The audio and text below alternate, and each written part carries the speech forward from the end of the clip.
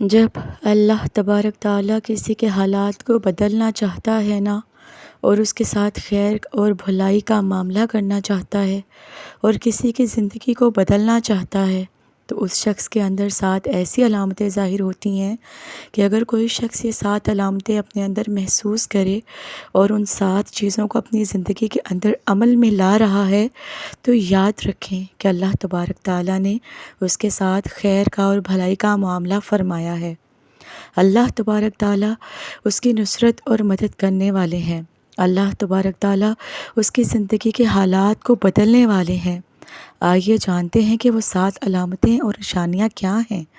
جو ہمیں محسوس نہیں ہوتی، جبکہ ہمیں ان چیزوں کو سمجھنا چاہیے کہ ہاں میرے اندر یہ نشانی اور علامت ہے، تو یقیناً اللہ تبارک تعالیٰ میرے لیے بہترین فیصلہ کرنے والے ہیں۔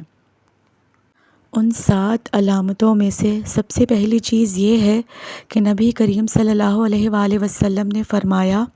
ایک آیت میں،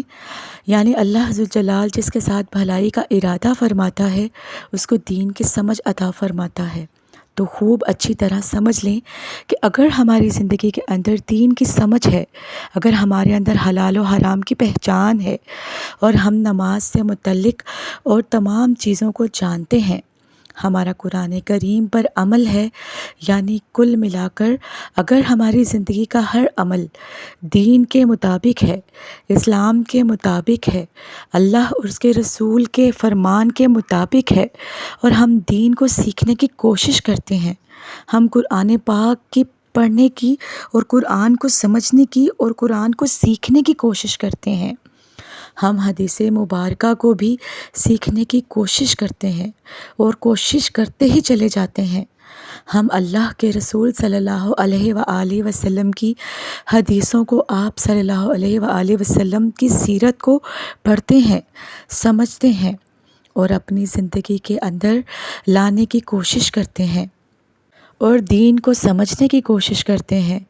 تو سمجھ لیا جائے کہ اللہ تبارک تعالیٰ نے ہمارے ساتھ خیر کا اور بھلائی کا معاملہ فرمایا ہے۔ کتنی خوبصورت بات ہے نا کہ اللہ جس کے ساتھ خیر کا معاملہ فرماتا ہے اس کے ساتھ بھلائی کا معاملہ بھی فرماتا ہے، تو اس کے اندر دین کا جذبہ پیدا ہوتا ہے، دین کا شوق پیدا ہوتا ہے۔ اس بات کو اپنے ذہن میں نوٹ کر لیجئے گا کہ چاہے حالات کیسے بھی ہوں، لیکن اگر ہمارے اندر دین کے سیکھنے کا شوق اور جذبہ ہے نا، تو سمجھ لیا جائے کہ اللہ ہمارے ساتھ بہت بہترین کر رہا ہے۔ قرآن پاک میں ایک اور جگہ فرمایا گیا، وَتُعِزُّ مَن تَشَاءُ وَتُذِلُّ مَن تَشَاءُ۔ ترجمہ، اللہ تبارک تعالیٰ جسے چاہتا ہے عزت دیتا ہے اور جسے چاہتا ہے ذلت دیتا ہے، یعنی کسی کو عزت دینا اور کسی کو ذلت دینا، کسی کو عزیز رکھنا اور کسی کو ذلیل کرنا، یہ اگر طاقت اور قدرت کسی کے اندر ہے تو صرف ایک اللہ کے اندر ہے۔ ایک اللہ کے پاس ہی اس چیز کی طاقت ہے کہ وہی اللہ اگر کسی کو عزت دینا چاہتا ہے کوئی اس کو روک نہیں سکتا، تو اگر اللہ کسی کو ذلیل کرنا چاہیں تو پھر اس کو کوئی ذلت سے روک نہیں سکتا۔ یہ قدرت صرف اللہ کے پاس ہے، کوئی شخص اپنے مال اور پیسوں کے بلبوتے پر عزت حاصل نہیں کر سکتا۔ اگر عزت کسی کو دیتا ہے تو صرف اللہ ہی دیتا ہے، یہ ہمارا یقین اور اعتماد ہونا چاہیے، اور انسان علم حاصل کر کے، قرآن سیکھ کر، اپنے اللہ کو راضی کر کے اللہ کے ہاں اپنا ایک مقام اور مرتبہ پا سکتا ہے، اپنے اللہ کے ہاں عزت پا سکتا ہے۔ اللہ تبارک تعالیٰ اس کے لیے درجات بلند کر دیں گے، اس سے بہتر کون سی عزت ہو سکتی ہے بھلا؟ کل قیامت کا دن ہوگا اور جو گناہ گار بندے ہیں نا، جنہوں نے اللہ کی نافرمانی کی ہے، اللہ تبارک تعالیٰ کل قیامت کے دن ان کو ذلیل کر دے گا، اور جو اللہ کو خوش کرنے والے اعمال کرتے ہیں نا اور کرتے رہیں، قیامت میں اللہ تبارک تعالیٰ ان کو باعزت کر دے گا۔ یہ ہے اللہ تعالیٰ کا طریقہ کہ اللہ جسے چاہتا ہے عزت دیتا ہے اور جسے چاہتا ہے اسے ذلیل کرتا ہے۔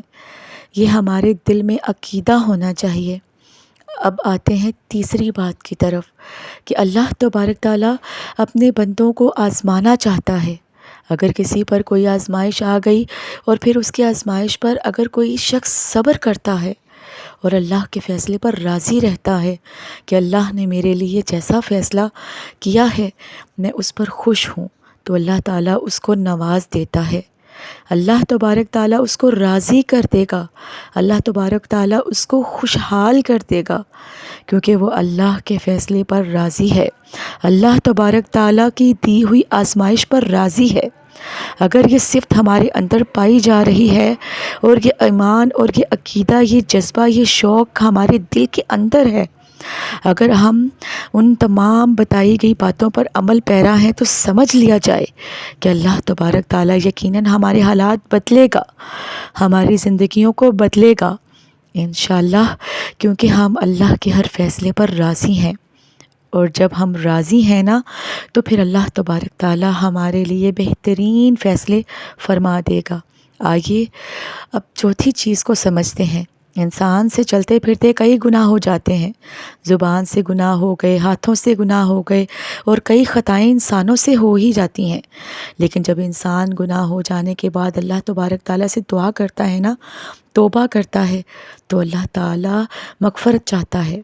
استغفار پڑھتا ہے، اللہ تبارک تعالیٰ کے سامنے عاجزی کرتا ہے، گڑ گڑاتا ہے، تو اللہ تبارک تعالیٰ کو ایسے بندے بہت زیادہ پسند ہیں کہ جو شخص اپنے آپ کو پاک رکھتا ہے، ظاہری اعتبار سے، باطنی اعتبار سے، یعنی کسی کے بارے میں دل میں نفرت نہیں رکھتا ہے، غیبت نہیں کرتا، کسی کے بارے میں بغض نہیں رکھتا، عداوت اور دشمنی نہیں رکھتا، سب کو اپنی طرف سے معاف کر دیتا ہے کہ میں نے تمہیں معاف کر دیا۔ تو جو شخص اپنی ظاہری اور باطنی ہر چیز کو پاک کرتا ہے، تو اللہ تعالیٰ اس شخص سے بہت زیادہ محبت کرتے ہیں۔ حدیث مبارکہ کا مفہوم ہے کہ جو شخص باوضو رہتا ہے یا اسی طریقے سے اپنے آپ کو پاک رکھتا ہے اور پاک رکھنے کی کوشش کرتا ہے، باوضو سوتا ہے، تو فرشتے اس کے پاس رہتے ہیں۔ اس سے بہتر چیز اور کیا ہو سکتی ہے کہ ہمارے پاس فرشتے موجود ہوں، ہم قرآن پڑھتے ہیں تو گویا کہ ہم اللہ تبارک تعالیٰ سے براہ راست گفتگو کر رہے ہیں۔ کتنی خوبصورت باتیں ہیں نا، کتنے اچھے، کتنے بہترین اعمال ہیں یہ، کہ عمل چھوٹا ہے لیکن اللہ تبارک تعالیٰ کی طرف سے بڑا انعام ہے، اجر بہت بڑا ہے۔ پانچویں چیز کی طرف آتے ہیں، اور وہ تو بڑی ہی پیاری چیز ہے جس کی توفیق صرف اللہ کے لاڈلوں کو ہی ملتی ہے،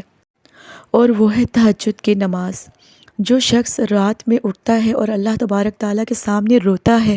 اور نماز تہجد کی پابندی کرتا ہے، تو اللہ تبارک تعالیٰ اس کے حالات کو بدل دیتا ہے، اللہ تبارک تعالیٰ اس کی دعاؤں کو قبول فرماتا ہے، اللہ تبارک تعالیٰ اس کی زندگیوں کو بدل دیتا ہے۔ تو نماز تہجد ایک ایسی نماز ہے کہ جس میں انسان اپنے گناہوں کو یاد کر کے اور اپنی غلطیوں کو یاد کر کے اور پھر ان سے توبہ کر کے اور پھر اللہ تبارک تعالیٰ کے سامنے مغفرت چاہتا ہے، اپنی بھلائی کے لیے دعائیں کرتا ہے، اپنی زندگی کے بدلنے کے لیے دعائیں کرتا ہے، تو اللہ تبارک تعالیٰ اس وقت ہر بندے کی دعا کو قبول فرماتا ہے۔ تو اگر ہمارے اندر یہ عمل پایا جا رہا ہے کہ ہم تہجد پڑھتے ہیں اور اللہ تبارک تعالیٰ سے مغفرت طلب کرتے رہتے ہیں، تو سمجھ لیا جائے کہ اللہ تبارک تعالیٰ بہت جلد ہماری زندگیوں کو بدل دے گا انشاءاللہ۔ اللہ تبارک تعالیٰ بہت جلد ہمارے حالات درست کر دے گا انشاءاللہ۔ اب آتے ہیں چھٹی چیز کی طرف، اور وہ ہے اللہ سے خوب خوب دعائیں کرنا، اس یقین پر اور اس اعتماد کے ساتھ کہ اللہ نے میرے نیک اعمال کو قبول کر لیا ہے، اور اگر ہمیں اللہ کے ذات پر یقین ہے نا کہ اللہ نے میرے ہر عمل کو قبول کر لیا ہے، میری دعا بھی قبول کر لی ہے، تو سمجھ لو کہ اللہ تبارک تعالیٰ نے ہر مسئلے کو حل کر دیا۔ یعنی ہماری ایمان جتنا مضبوط ہوگا نا، یقین جتنا مضبوط ہوگا، اللہ تبارک تعالیٰ اسی ایمان، اسی یقین، اسی اعتماد اور اسی بھروسے کے مطابق ہمارے لیے فیصلے فرما دے گا۔ اور ہمیں حکم بھی یہی ہے کہ اللہ کے ساتھ حسن ظن رکھیں، اور ایک حدیث کا مفہوم ہے میں بندے کے گمان کے ساتھ ہوں، یعنی ہم اللہ کے بارے میں جیسا گمان رکھیں گے اللہ ہمارے ساتھ ویسا ہی معاملہ کرے گا۔ اب ساتویں چیز کے بارے میں آپ کے ساتھ بات کرتی ہوں، اور وہ یہ ہے کہ اللہ تبارک تعالیٰ کا شکر ادا کرتے رہنا چاہیے۔ اگر ہمارے اندر اللہ کی نعمت کا شکر کرنے کا جذبہ ہے نا کہ اللہ نے جو کچھ ہمیں دیا ہے، میں بہت بہت شکر ادا کرتی ہوں یا کرتا ہوں کہ اللہ آپ نے مجھے اپنی اتنی بہترین خوبصورت زندگی دی ہے، اے اللہ میں تیرا شکر گزار ہوں، میں تیری شکر گزار ہوں، اے اللہ آپ نے مجھے اتنا مال دیا ہے، میں آپ کی شکر گزار ہوں۔ تو کیا ملے گا اس کو کہ ہر چیز پر اگر بندہ شکر ادا کرے گا اللہ کا، تو اللہ تبارک تعالیٰ اس کی ہر چیز کے اندر برکت عطا فرما دے گا۔ یہ تو اللہ کا فیصلہ ہے کہ اگر شکر کرنے کی عادت بنا لی جائے اور مصیبت پر صبر کرنے کی عادت بنا لی جائے تو اللہ تبارک تعالیٰ بہت ہی جلدی انسان کے حالات کو بدل دیتا ہے۔ آج ہمارے اندر سے اللہ کا شکر ادا کرنے کا جو ہمارا مزاج ہونا چاہیے وہ ختم ہو گیا ہے، تو ہر چیز پر ہمیں اللہ کا شکر ادا کرنا چاہیے۔ پانی پی لیا، اللہ کا شکر ادا کیا، جائے نماز پہ نماز پڑھ لی تو اللہ کا شکر ادا کیا، ہم نے تیرا جو فرض تھا وہ ادا کیا، جو واجب تھا وہ ادا کیا، جو عمل تھا وہ ادا کیا، وہ ہم نے اپنی ہمت و طاقت کے مطابق ادا کیا۔ اے اللہ قبول کرنا تیرا کام ہے، اے اللہ تیرا شکر ہے کہ ہم نے ایک نیک عمل کر لیا ہے، تاکہ اللہ تبارک تعالیٰ ہمیں آئندہ بھی اس کی عمل کی مزید بہترین طریقے سے عطا کرنے کی توفیق عطا فرمائے۔ اللہ نے ہمیں کچھ کھانے پینے یا ہماری تجارت کے لیے کچھ اسباب دے دیے ہیں تو اللہ کا شکر ادا کریں۔ اللہ تیرا شکر ہے، اسی شکر کی بنیاد پر اللہ تبارک تعالیٰ ہمارے لیے فتوحات اور برکات کے دروازے کھول دے گا ایک دن انشاءاللہ۔ تو شکر بہت بڑی چیز ہے۔ اگر ہم نے اپنے اندر یہ محسوس کرتے ہیں نا کہ ہمارا اس پر عمل ہے کہ ہم اللہ کا شکر ادا کرتے ہیں، تو سمجھ لیا جائے کہ ہمارے لیے اللہ تبارک تعالیٰ نے ہم نے بہت نعمت سے نوازا ہے، بہت بڑی نعمت سے نوازا ہے۔ آج جو ہم نے ان 7 چیزوں کے بارے میں جانا ہے، اگر ہم ان ساری چیزوں پر عمل کر رہے ہیں یا کرنے کی کوشش کر رہے ہیں اور اللہ کی ذات پر پورا یقین بھی ہے تو اللہ تبارک تعالیٰ بہت جلد ہمارے حالات کو درست کر دے گا انشاءاللہ تعالیٰ۔